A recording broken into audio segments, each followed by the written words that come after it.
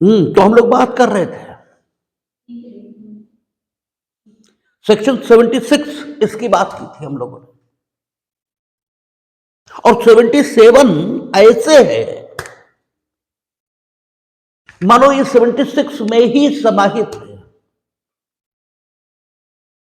77 section का अस्तित्व तो अलग से नहीं है। अलग से नहीं है कहने का अर्थ ये कि स्टैट्यूट में तो वो अलग से वर्णित है,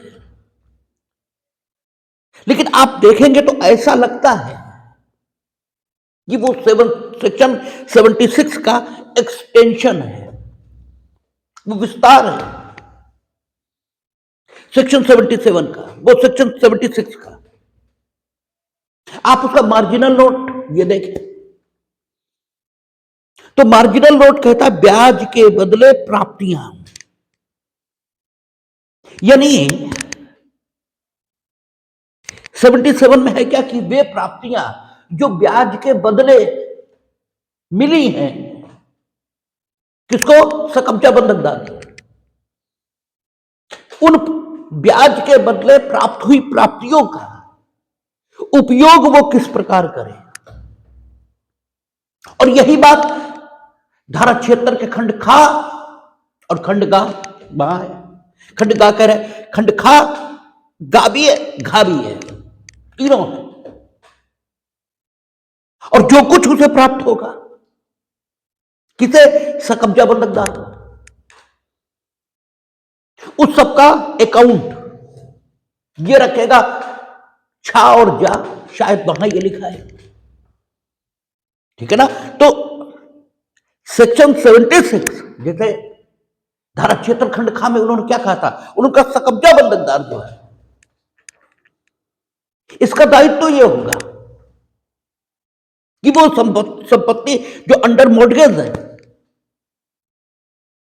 उसके भाटक और लाभ इन्हें प्राप्त करने के लिए उसे सर्वोत्तम प्रयास ये करने होंगे।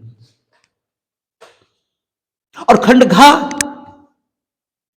ये ब्याज के बदले जो कुछ उसे, ठीक है, प्राप्त हो रहा था, ब्याज के बदले के भाटक लाभ संपत्ति के, इसके बदले जो कुछ उसे प्राप्त हो रहा था, उसका उपयोजन वो कैसे करेगा, इसके बारे में बता रहा था खंडगा, कि पहले सरकारी राजस्व भाटक ये वो चुकाएगा वो, फिर कुछ अतिशेष रहे तो ब्याज कम करने में, जो उसका बंधक धन है उसका ब्याज कम करने में उसका उपयोग करेगा, फिर कुछ शेष रहे तो साहब मूलधन उसे कम करने में उपयोग करेगा, फिर कुछ शेष रहे तो बंधक करता उसे दे देगा। इस प्रकार का कैलकुलेशन एक दिया गया था, और इन्हीं प्राप्तियों का आय और व्यय यानी अकाउंट, इसे रखने की जिम्मेदारी ये बंधकदार की थी। आगे जो छा जा झा जो भी सेक्शन थे उनके मुताबिक उसका अकाउंट रखने की जिम्मेदारी ये थी। ये चीजें हम लोगों ने देखी थी। 77 पढ़े, 77 भी वही बात कह रहा है कि धारा 76 के खंड खा, घा, छा और जा में कि कोई भी बात उन दशाओं में लागू नहीं होगी जिसमें बंधकदार और बंधककर्ता के बीच यह संविदा है कि जितने समय संपत्ति बंधकदार के कब्जे में रहेगी, बंधक संपत्ति से प्राप्तियां मूलधन पर ब्याज के बदले या ऐसे ब्याज और मूलधन के सुनिश्चित भागों के बदले में ली जाएंगी।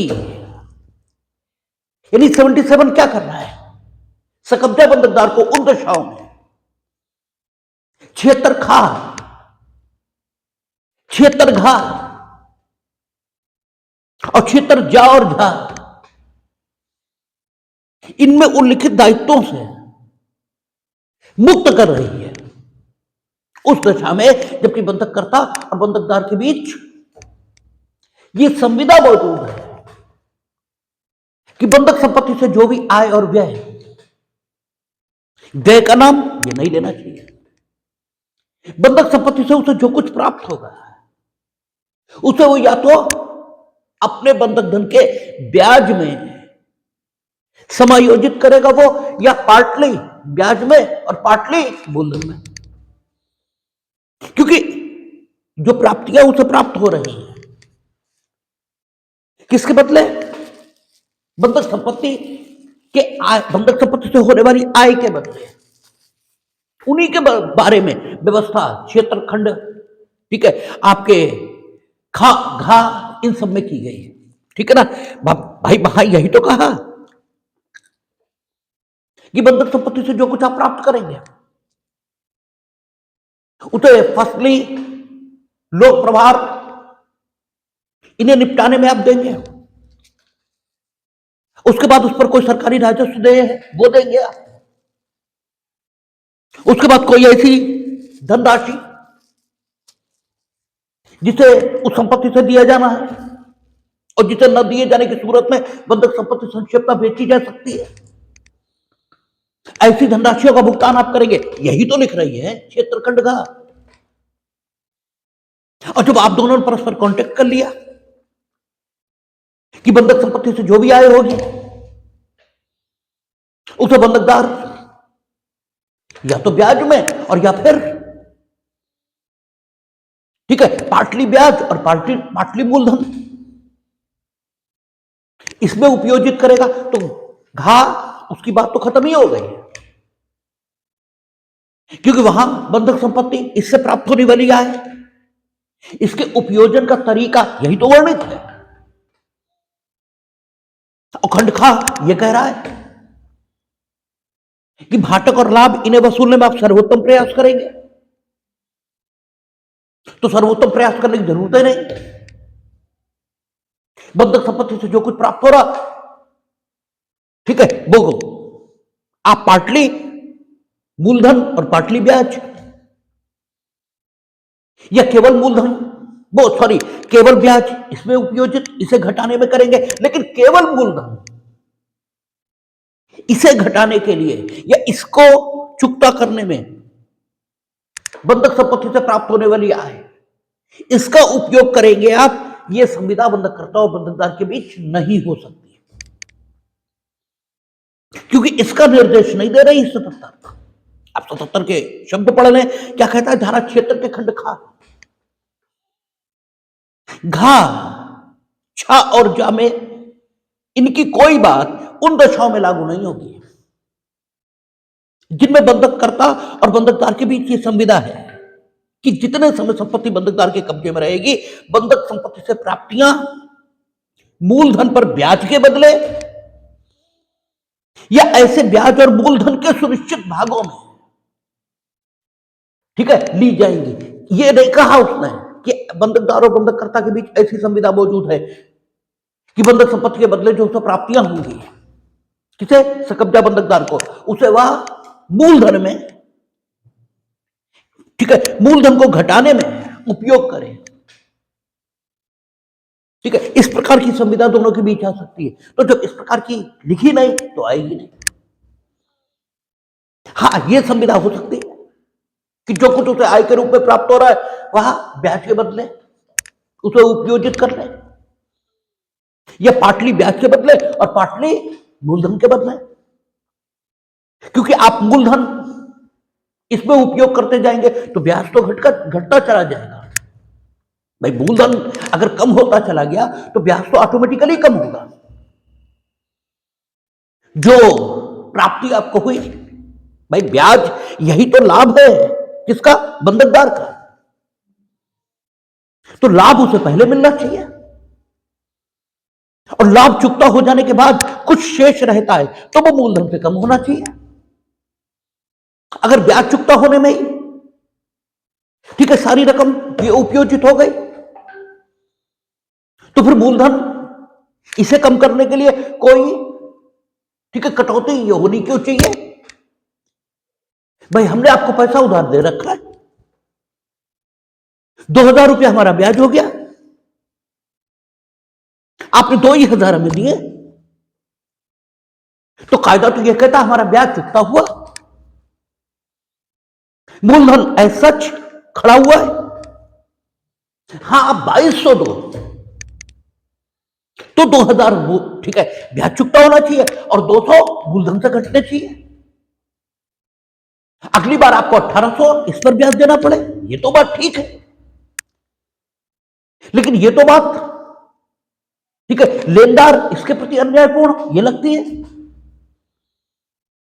कि आप 2000 रुपए दो और मूलधन से घटा दो, तो अगली बार ब्याज ये तो आप 1800 पे दोगे और इधर 2000 रुपए आपने ब्याज दिया नहीं। ठीक है, फिर आप 2000 दो और मूलधन से घटा दो, तो एक दिन मूलधन तो शून्य हो जाएगा। ठीक है, और ब्याज ठीक है वो बना रहेगा, लेकिन घाटा ये तो हमें हो ही गया, और ऐसे हमें फायदा होगा कि आपने 2000 दिया, हमने ब्याज के बदले उपयोजित किया, मूलधन हमारा वैसे ही खड़ा है। भाई बंधकदार आपको बंधक धन दे रहा है, तो इस संविदा में उसका फायदा ये भी तो होना चाहिए। आप मतलब उससे अगर आप ले रहे हो तो आप ही फायदे में रहो, ठीक है, कानून आपके पक्ष में है। वो तो इसलिए है क्योंकि आपकी परिस्थिति ये कमजोर है, लेकिन कमजोर परिस्थिति के आदमी को दूसरे पर अन्याय ठीक है ये तो नहीं करने देना चाहिए, क्योंकि आदमी ये कमजोर परिस्थिति का हो ये मजबूत परिस्थिति का, परिस्थिति इसकी अंग्रेजी क्या होती है? स्टेटस। आपका स्टेटस क्या है? आप weaker section of the community इसे बिलोंग करते हो, या आप stronger section of the community इसे बिलोंग करते हो, इससे फर्क क्या पड़ता है? आपको समाज पर अन्याय ये करने की इजाजत ये होनी नहीं चाहिए। हालांकि हिंदुस्तान में एक अजीब परंपरा, यहां ठेला लगाए खड़े हैं, निकलने की जगह नहीं छोड़ी, आप कह दो तो तर्क है, गरीब आदमी। हिंदुस्तान में तो एक अजीब ही सिस्टम है, न तो दुकानदार को दुकान बाहर लगाने की इजाजत होनी चाहिए और न ठेला लगाने वालों को, दोनों ही नहीं। आप कमजोर हो तो दूसरों पर अन्याय करोगे, आप ठेला लगा खड़े हो जाओगे, उसके आगे ग्राहक खड़े हो जाएंगे, उसके आगे भैंसे निकलने लगेंगी, और वो जो एम्बुलेंस लेके आ रहा है वो मर जाए। तुम गरीब आदमी हो, इसलिए तुम्हारा कुछ नहीं होना चाहिए। हिंदुस्तान में तो लोग बेवकूफ हैं। सरकार एमबी एक्ट में जुर्माना बढ़ा रही है, वो बता रहे गरीब आदमी नहीं दे सकता। जो बाइक चला रहा है वो गरीब आदमी है। भाई जो बाइक चला रहा है, 1 लाख की बाइक तुम हू करते लिए घूम रहे हो, तुम कब से गरीब हुए? और जहां तक ट्रक चालक का सवाल है, उसका चालान अगर होगा तो चालान कौन भुगतेगा? ट्रक मालिक। ठीक है, आप टैक्सी से जा रहे हैं तो टोल कौन देता है? जिसने टैक्सी किराए पर ली है। आप क्यों करोगे कानूनों का उल्लंघन, और क्यों आपको इजाजत दी जाए? आप कहते हैं जुर्माना कम होना चाहिए, यही तो कहते हैं आप। क्यों होना चाहिए कम? क्योंकि जुर्माना क्या है? दंड है, और दंड प्रभावकारी होना चाहिए। अगर दंड में प्रभावकारिता नहीं है तो उस दंड का क्या अर्थ? हमने आपसे 20 बार कहा कि ऑस्टिन और बेंथम, बेंथम तो नहीं, ऑस्टिन, ये दंड को इसी रूप में परिभाषित करते हैं। ऑस्टिन कहता है कि दंड उस सिचुएशन का नाम है जो कि आपको कष्टप्रद ये लगेगी, और संप्रभु ने यह वचन दिया है कि अगर आप मेरे द्वारा प्रतिषिद्ध ये काम करोगे तो हम आपसे ऐसी स्थिति में मिलेंगे जो स्थिति आपके लिए रुचिकर नहीं होगी, आपके लिए वो स्थिति कष्टप्रद होगी। और ऑस्टिन के मुताबिक कानून क्या है? संप्रभु का समादेश। यानी संप्रभु ने वचन दिया है कि उसके समादेश अर्थात कानून, इसका उल्लंघन करेंगे आप तो वो आपसे ऐसी स्थिति में मिलेगा जिसमें आप कष्ट का अनुभव ये करो। तो वो मूर्ख जो ये कहते हैं कि हेलमेट ना पहनने पर जुर्माना कम होना चाहिए, तो इतने दिनों से कमाई था, क्या कानून प्रभावकारी हुआ? क्या किसी ने भी हेलमेट पहना? किसी ने नहीं पहना। और अभी शाहजहांपुर में तो नहीं, क्योंकि शाहजहांपुर में अभी उस सख्ती से चालान नहीं हो रहे। लेकिन आप बरेली चले जाओ, आप टैक्सी भी लिए होगे तो जैसे ही बरेली में इंटर करेगी वैसे ही वो कहेगा ड्राइवर सीट बेल्ट लगा लीजिए, क्योंकि एक चालान का मतलब हुआ 5 से 7 हजार रुपए।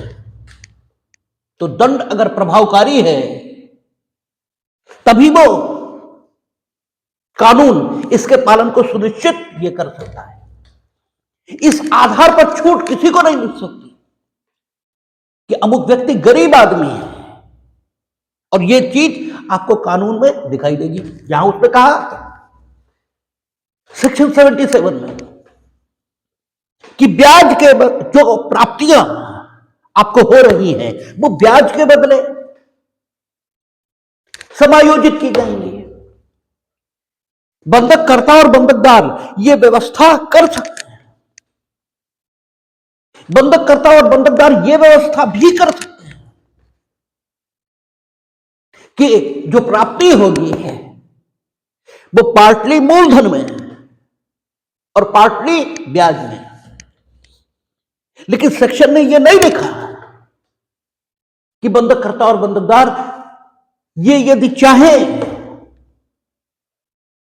तो क्या है कि वे ऐसी व्यवस्था निर्मित कर लें कि प्राप्तियां सिर्फ मूलधन को कम करने में समायोजित की जाए। ये नहीं लिखा, क्योंकि कानून भगवान के समान आपका पालन ये करता है। वो आपको खुद अपना बुरा ये भी करने की इजाजत ये नहीं देता। इसका उदाहरण क्या है? आत्महत्या का प्रश्न भी दंडनीय है। आप खुद भी अपने विरुद्ध काम करने को अपेक्षित नहीं हो, क्योंकि प्रथमता आप व्यक्ति नहीं हो, ठीक है? प्रथमता व्यक्ति होने के साथ साथ आप राज्य के नागरिक भी हो। तो स्वयं आप पर आपका जितना हक है उससे कम हक राज्य का भी नहीं है। आपके मां बाप का आप पर जो हक होगा उससे कम हक राज्य का भी नहीं है। आपके मां बाप भी एक सीमा तक पैतृक अधिकार के उपभोग में आपको नुकसान ये पहुंचा सकते हैं। नुकसान तो खैर मां बाप पहुंचाते भी नहीं है, ये कॉन्सेप्शन के भी खिलाफ है। यानी सुधारात्मक दंड इसे देने की एक सीमा है, उससे आगे मां बाप को जाने की इजाजत ये भी नहीं है, क्योंकि राज्य और कानून ये परमपिता ये माने गए, इसलिए सबका देना। ठीक है, बंधककर्ता एक कमजोर आदमी है, उसका ध्यान ज्यादा रखा जाना चाहिए, तो रखा गया है। बंधककर्ता का कम ध्यान ये नहीं है। आप देखते हैं धारा 61 समेकन के विरुद्ध ये सिद्धांत देती है, और चूंकि धारा 67, ठीक है, धारा 67A ये बंधकदार को तत्संबंधी अधिकार जैसा 61 में बंधककर्ता के पास है वैसा देती तो है, लेकिन शर्तें लगाती है कि एक बंधकदार जिसके पास एक बंधककर्ता ने एक से अधिक बंधक ये किए हैं और सभी बंधक शोध हो गए और सभी बंधकों के बारे में उसे एक सी डिग्री प्राप्त करने का हक है, तो सरसठ है, ठीक है, जो कुछ कहती है वो लागू होगा, अदरवाइज लागू होगा ही नहीं। आप देखें हर जगह कानून बंधककर्ता के पक्ष में है, लेकिन यहां इक्विटी ये कहती है कि इस ढंग का हक बंधककर्ता या बंधकदार में किसी को नहीं मिलना चाहिए, क्योंकि इससे बंधकदार का नुकसान हो जाएगा। इसलिए सेक्शन में यह लिखा है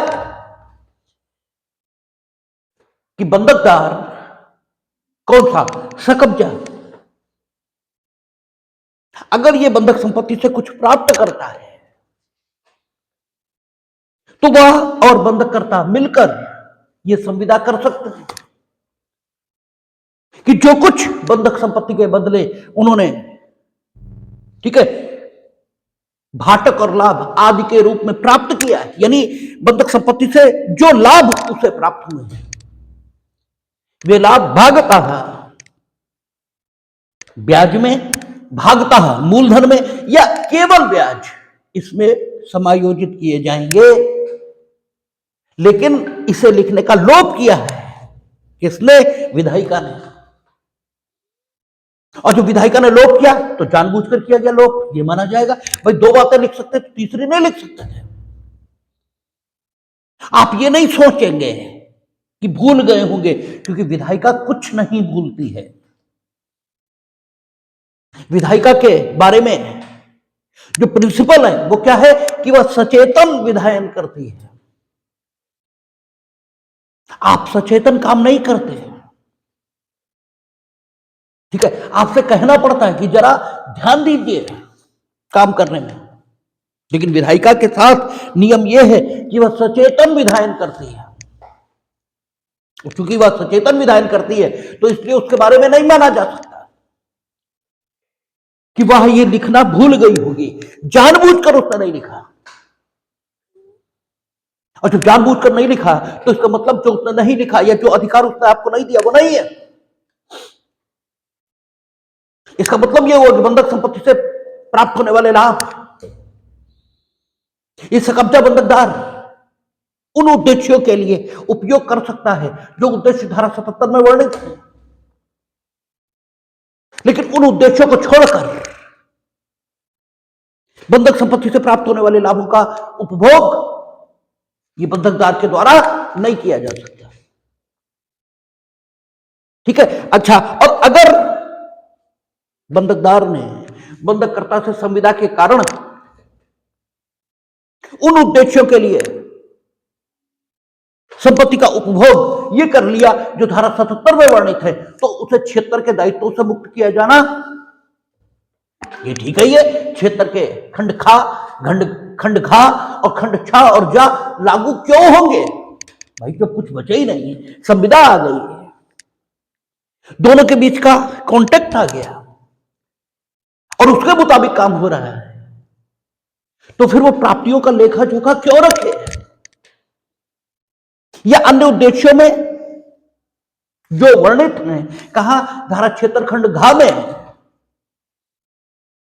उनके बारे में कोई काम क्यों करे? ठीक है, इसलिए यह माना जाता है कि 77 कोई इंडिपेंडेंट सेक्शन नहीं है, यह एक्सटेंशन है किसका? 76 का। यह मानकर चला जाता है ठीक है, ये आपका सेक्शन 76 तक कंप्लीट हो गया। सेक्शन 76 तक कंप्लीट हुआ, इसलिए मैं कह रहा हूं क्योंकि अभी एक क्षण पहले हमने कहा है कि 77 तो उसका एक्सटेंशन ही है।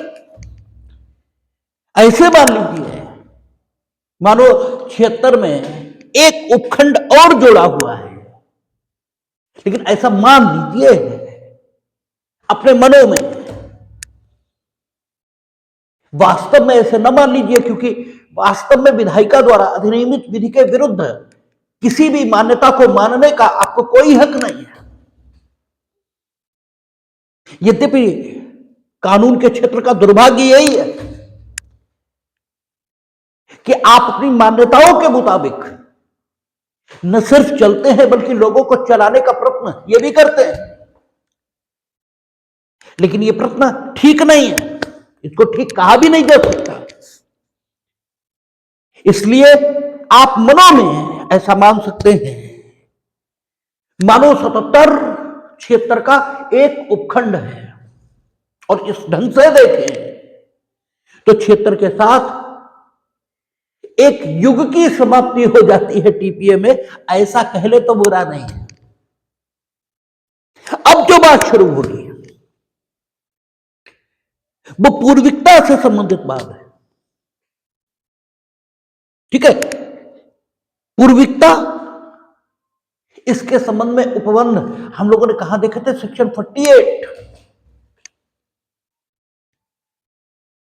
धारा 48 पूर्विकता के सामान्य नियम का प्रतिपादन ये कर रही थी। पूर्विकता संबंधी सामान्य नियम ये कहां वर्णित था? धारा 48। और वो पूर्विकता संबंधी सामान्य नियम क्या कहता था? वो पूर्विकता संबंधी सामान्य नियम इस कानून का प्रतिपादन करता था कि अगर किसी अचल संपत्ति पर दो प्रकार के अधिकारों को यह उत्पन्न किया गया, अर्थात उसके दो अंतरण ये किए गए, अचल संपत्ति के दो ट्रांसफर ये हुए हैं, तो प्रत्येक ट्रांसफेरी को उस पर हक ये मिलेंगे, और प्रत्येक प्रकार के ट्रांसफर में अंतिरति के पक्ष में अचल संपत्ति के सभी अधिकारों का अंतरण कर दिया गया हो, यह आवश्यक नहीं है। यद्यपि कानून की फील्ड में टीचर हो, वकील, शिक्षक हो या जज, सबको एक आदत रहती है। हम ये नहीं कह रहे कि सब ऐसा जानते नहीं है, सबको आदत रहती है, सब हैबिचुअल होते हैं इस बात कि अंतरण वो हमेशा विक्रय उसी फॉर्म में देखते हैं। जब भी संपत्ति के अंतरण की बात चलती है तो उनके दिमाग में सिर्फ और सिर्फ सेल ये आती है, और सेल में वाकई सारे अधिकारों का अंतरण ये हो जाता है। लेकिन जहां तक टीपीए का सवाल है, वहां विक्रय ये सिर्फ एक अंतरण के तौर पर वर्णित है। इसके अलावा दान ये भी है, इसके अलावा विनिमय ये भी है, इसके अलावा पट्टा ये भी है, इसके अलावा अनुयोज्य दावों का अंतरण ये भी है, इसके अलावा बंधक ये भी है। और इन सभी अंतरणों में दान को छोड़ दें, ठीक है, विनिमय को छोड़ दें, ठीक है, और विनिमय इसे छोड़ दे ये कहना ठीक नहीं, क्योंकि पट्टे में विनिमय ये भी हो सकता है। इन सारे अंतरणों में दान और विक्रय इसे छोड़ दे तो अंतरित संपत्ति में अंतिरति के पक्ष में सारे अधिकारों का अंतरण हुआ हो ये नहीं होता। और हम लोग सेक्शन 5 ये पढ़कर भी आए हैं। सेक्शन 5 में भी उसने कहा था कि संपत्ति का अंतरण क्या है, तो उसे डिफाइन करते हुए उसने कहा था कि संपत्ति के अंतरण से अभिप्रेत है कि एक जीवित व्यक्ति के द्वारा दूसरे जीवित व्यक्ति को, कई सारे जीवित व्यक्तियों द्वारा कई सारे जीवित व्यक्तियों को, या एक जीवित व्यक्ति द्वारा कई सारे जीवित व्यक्तियों को, या कई सारे जीवित व्यक्तियों द्वारा एक जीवित व्यक्ति को वर्तमान में या भविष्य में प्रभावी होने के लिए अगर संपत्ति में का एक हित या अनेक हित ये ट्रांसफर किए जाते हैं तो इसे संपत्ति का अंतरण कहते हैं। यानी संपत्ति का अंतरण क्या हुआ? संपत्ति में के किसी एक हित का भी अंतरण, ये संपत्ति का अंतरण ये कहलाएगा। ये हम लोग सेक्शन 5 से पढ़कर आ रहे हैं। पूर्विकता सेक्शन 48 इसी को एक ठीक है पूरक उपबंध के रूप में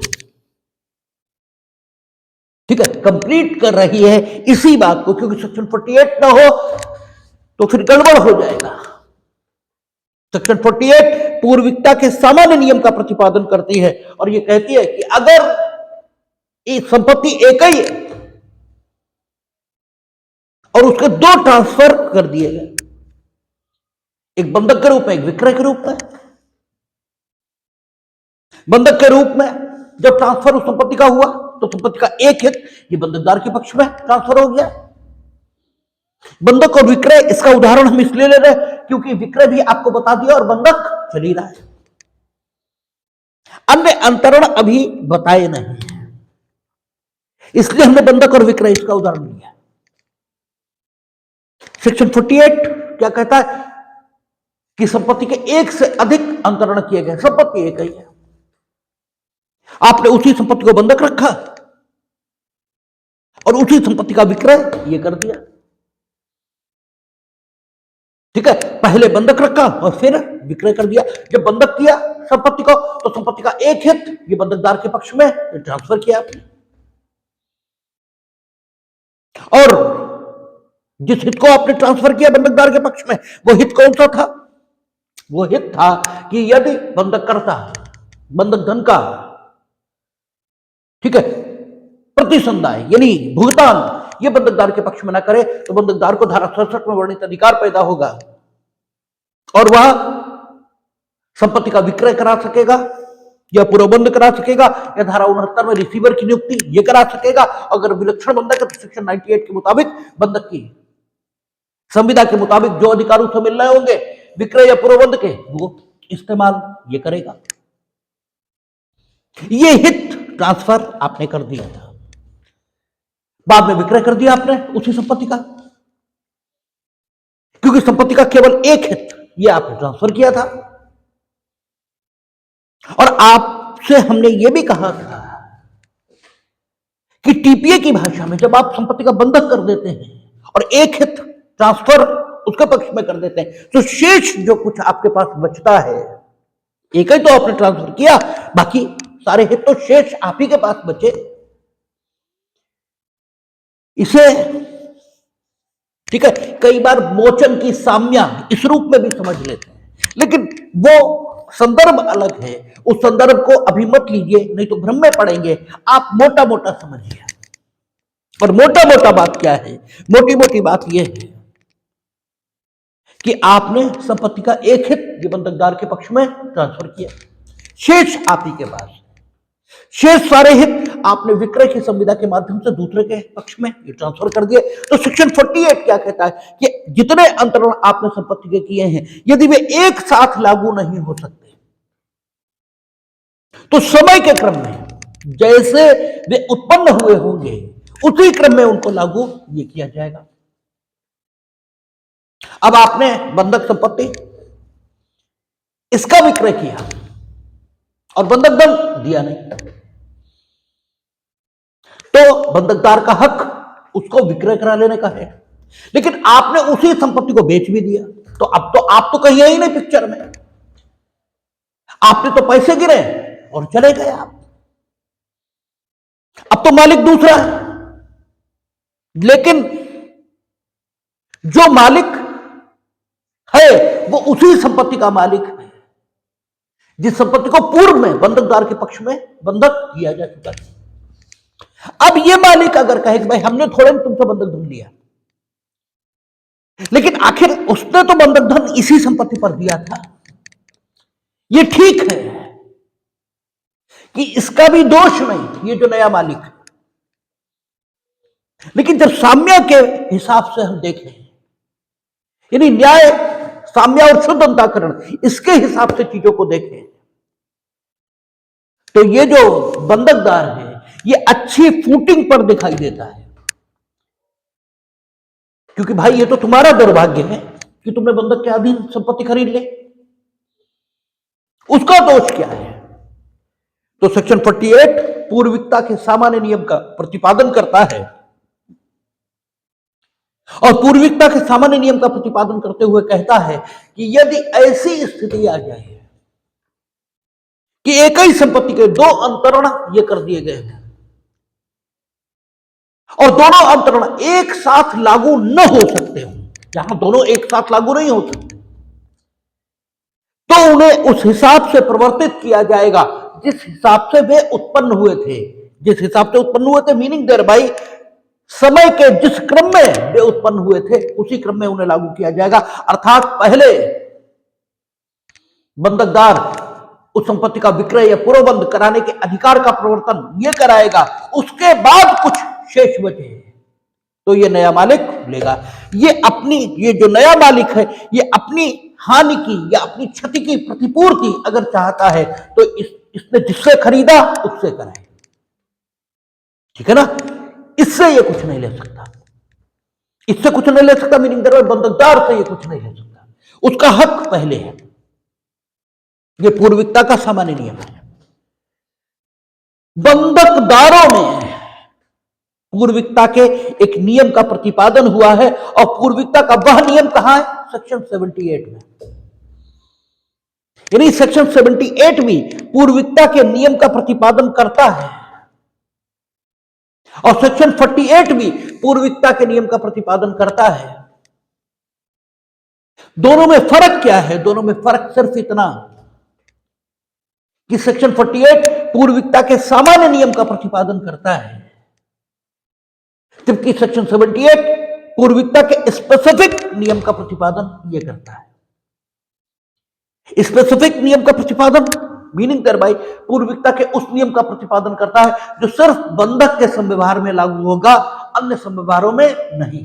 और 48 का जो पूर्विकता का नियम है वो सभी प्रकार के संव्यवहारों में लागू होगा। और सेक्शन 78 केवल बंधक में, और वो भी उस दशा में जिस दशा का वर्णन सेक्शन 78 में किया गया है। और जब आपको कॉन्स्टिट्यूशन पढ़ा रहे थे हम, तब हमने आपसे कहा था कि निर्वचन का यह सामान्य सिद्धांत कि अगर स्पेसिफिक सिचुएशन के लिए कोई स्पेसिफिक प्रोविजन ये दिया होगा कानून में, तो सामान्य जो उपबंध होगा वो सीज कर जाएगा उस स्पेसिफिक सिचुएशन में। वही स्पेसिफिक प्रोविजन लागू होगा जो उस स्पेसिफिक सिचुएशन में लागू होने के लिए विधायिका के द्वारा अधिनियमित किया गया है। आपको उदाहरण दिया था एविडेंस एक्ट का, ठीक है। एविडेंस एक्ट में वसीयत कैसे साबित की जाएगी, ठीक है। वसीयत को साबित करने के संबंध में विशेष प्रोविजन दिए गए। तो वसीयत, ठीक है, भले ही रजिस्टर्ड हो, उसे उसी ढंग से साबित किया जाएगा जिस ढंग का वर्णन ये एविडेंस एक्ट में हुआ है।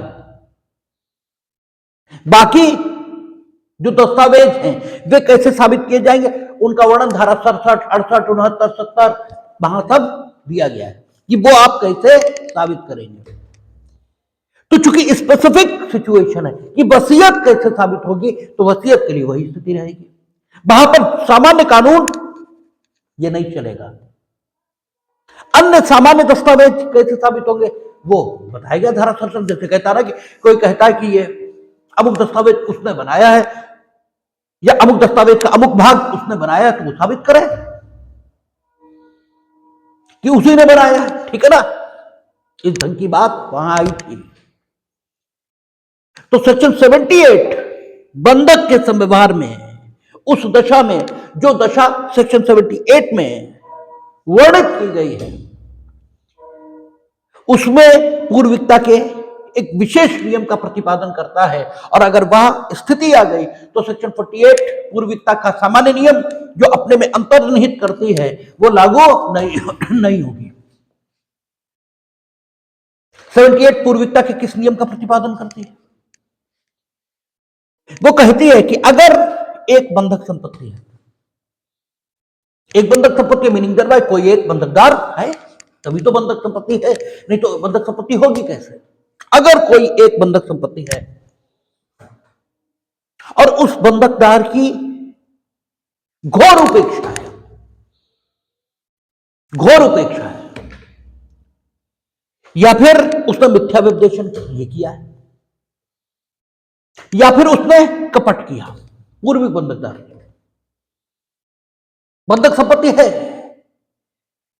पूर्व बंधक संपत्ति है, इसका मतलब पूर्व एक बंधकदार है और इसी बंधक संपत्ति का एक पार्श्विक बंधक ये किया जा सकता है, आपको मालूम है,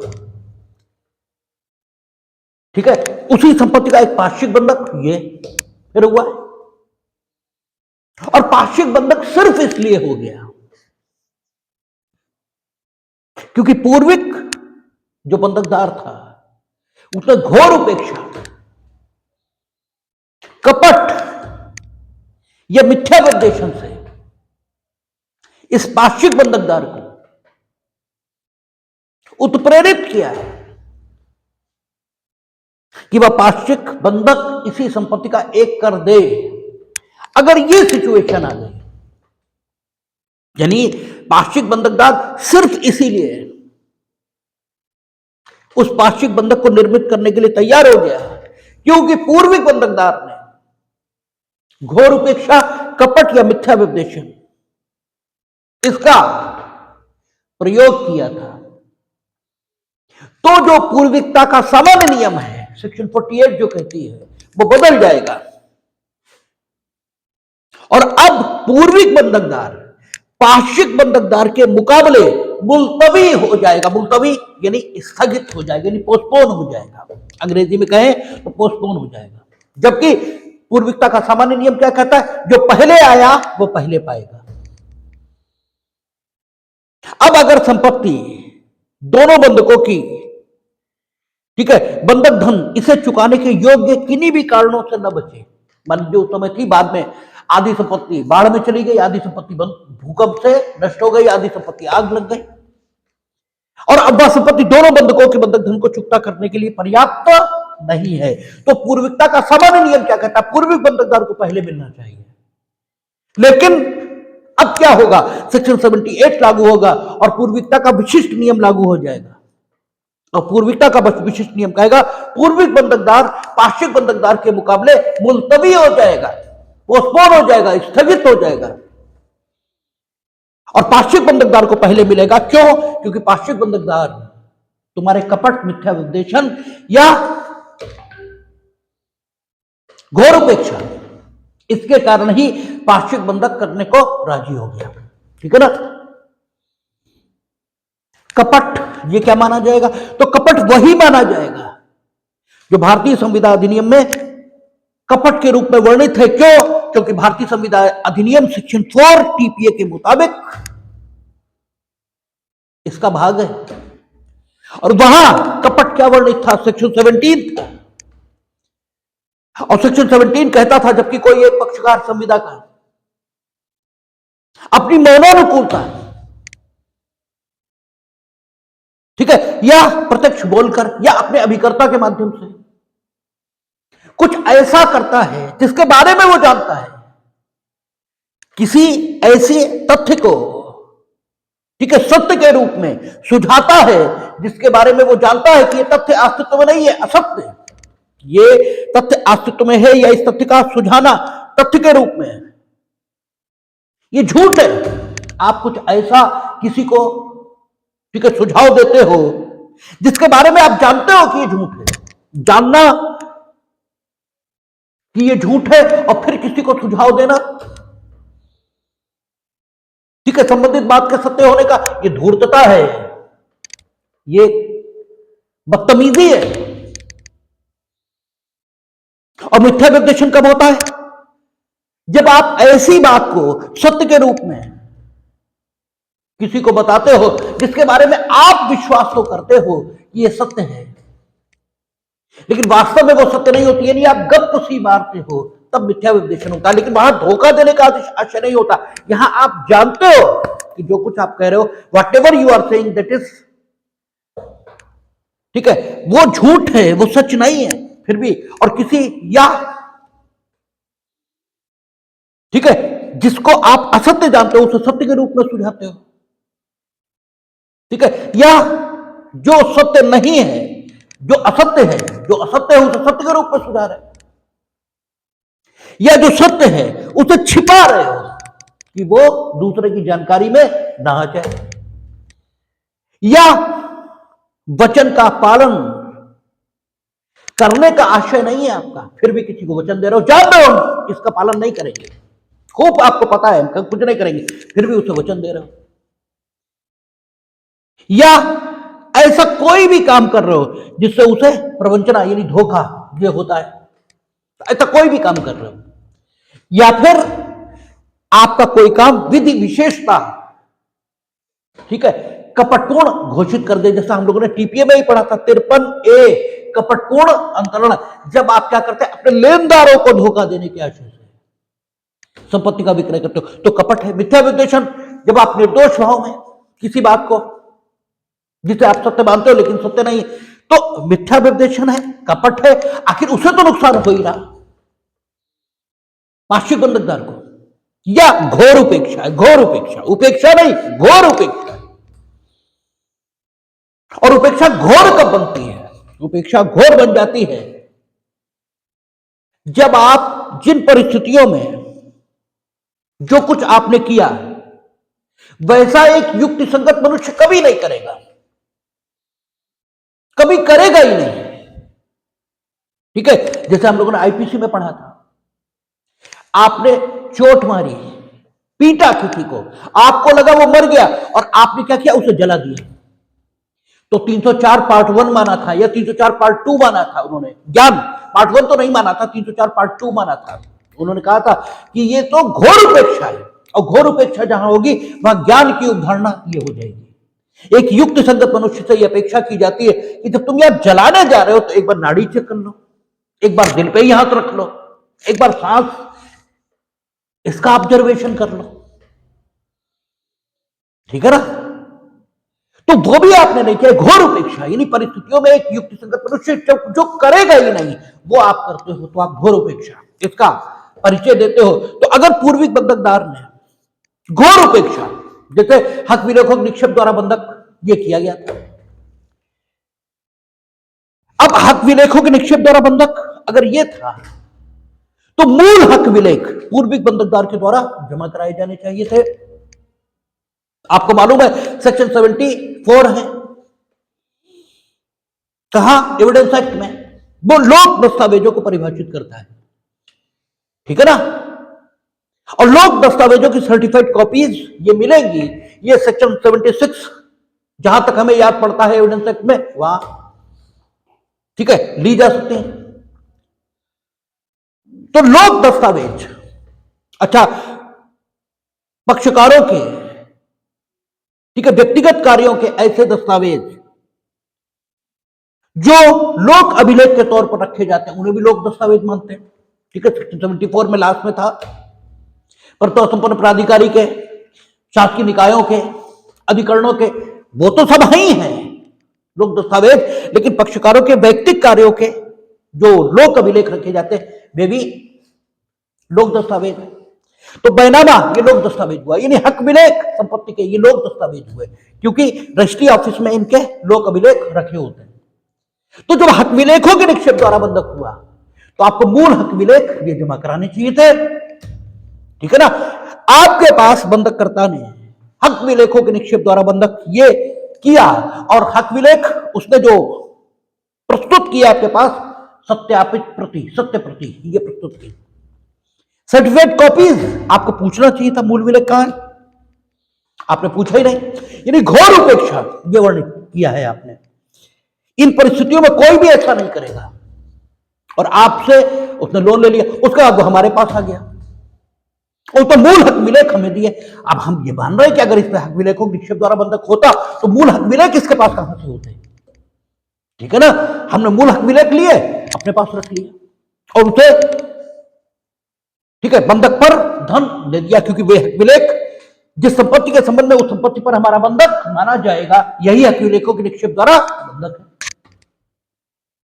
अब वो संपत्ति जिससे संबंधित हक विलेख है आधी नष्ट हो गई, यानी ऐसी हो गई कि हम दोनों उससे पैसा पा नहीं सकते। तो आपके मुकाबले हम वरीयता पाएंगे, जबकि पूर्विकता का सामान्य नियम यह कहता है कि आप पहले बंधक धन का भुगतान ये पाए, लेकिन पूर्विकता का सामान्य नियम लागू नहीं होगा। पूर्विकता का वह विशिष्ट नियम लागू हो जाएगा जो सेक्शन 78 में है, और वो क्या है कि अगर पूर्विक बंधकदार की घोर उपेक्षा, मिथ्या विद्वेषण या कपट के कारण ही पार्श्विक बंधकदार उस बंधक संपत्ति का एक पार्श्विक बंधक करने को राजी हुआ है, तो फिर पूर्विक बंधकदार पार्श्विक बंधकदार के मुकाबले मुलतवी हो जाएगा। ये सेक्शन 78 है। एक बार हम लोग इसे पढ़ लें। 78 को क्या कहता है? जहां की किसी पूर्विक बंधकदार के, जहां की किसी पूर्विक बंधकदार के कपट, मिथ्या विद्वेषण या घोर उपेक्षा से कोई अन्य बंधक संपत्ति की प्रतिभूति पर धन उधार देने के लिए उत्प्रेरित हुआ है, यहां वही स्थिति है। ठीक है, वह पूर्विक बंधकदार जिसकी घोर उपेक्षा में कपट या मिथ्या विद्वेषण से पार्श्विक बंधकदार उत्प्रेरित हुआ है, ठीक है, वह पूर्विक बंधकदार उस पार्श्विक बंधकदार के मुकाबले में मुलतवी हो जाएगा। ये पूर्विकता का विशिष्ट नियम है जो सेक्शन 78 में वर्णित परिस्थिति में बंधक के संव्यवहार में पूर्विकता का सामान्य नियम जो सेक्शन 48 में है उसे ठीक है चलन से बाहर कर देगा। ठीक है, और शेष बात हम लोग कल करेंगे। सेक्शन 79 और 80 तो निरसित है, और क्रम बंधन मार्शलिंग, और मार्शलिंग हम लोगों ने सेक्शन 56 वहां भी देखी थी, और अब मार्शलिंग बंधक में भी देखेंगे। ठीक है, बात करेंगे।